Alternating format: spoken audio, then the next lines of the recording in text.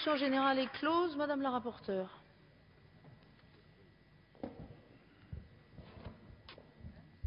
Merci Madame la Présidente. Donc d'abord, je voudrais remercier tous les orateurs qui sont montés à la tribune et je voudrais répondre plus particulièrement à Monsieur Kert. Le SPM, Syndicat de la Presse Magazine, a envoyé une contribution écrite dans laquelle il est affirmé en gras et en lettres capitales que la presse n'a pas été entendue. La presse se doit de vérifier ces informations. Cette affirmation est à la limite de la diffamation. Je n'ai certes pas entendu les quelques 15 syndicats de la presse, ni tous les titres de presse, mais j'ai entendu Charlie Hebdo, qui était le principal journal cité par vous-même pour justifier le rejet de cette PPL. J'ai entendu le SNJ. J'ai convoqué le syndicat de la presse quotidienne nationale le 24 octobre. Elle n'a pas répondu à mon invitation, malgré plusieurs relances, le 25 octobre et le 9 novembre. La PQR a reçu une invitation le 9 et n'a pas répondu, et n'a répondu que le 14. Je leur ai demandé d'ailleurs une contribution écrite.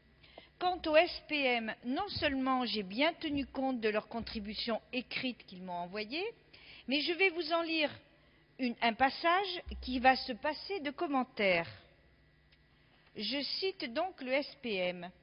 De notre point de vue, les dispositions relatives à la lutte contre le racisme, qui présentent un caractère exceptionnel compte tenu de la limitation qu'elle impose à la liberté d'expression, peuvent se justifier au regard de leur objectif de dimension institutionnelle.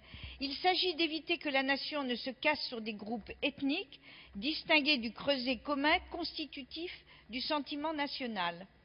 La protection des femmes, des handicapés et des minorités sexuelles, qui relèvent des droits personnels, est d'une toute autre nature. Et je vais vous lire une dernière phrase. Écoutez bien. Eu égard à la multiplicité et à l'activisme des organisations de défense des droits des femmes et des homosexuels, fréquemment à la recherche d'une tribune, il est à craindre qu'elles seront promptes à poursuivre à mauvais escient au nom d'intérêts qui peuvent s'éloigner de l'intérêt général. Je rappelle que ces associations, qui selon moi poursuivent un intérêt général tout à fait louable, n'ont jamais poursuivi la presse pour propos homophobes, sexistes ou handiphobes. Enfin, Monsieur Kert, vous mettez par ailleurs en cause les professeurs de droit qui défendent la légitimité juridique de ma PPL. Avez-vous pu trouver des juristes qui vous ont affirmé que la différence de traitement entre les injures serait justifiée par la liberté d'expression?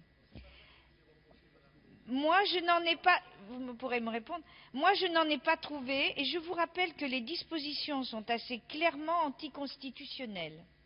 Enfin, vous m'avez accusé de ne pas avoir bien conscience de la portée de mon article 1er.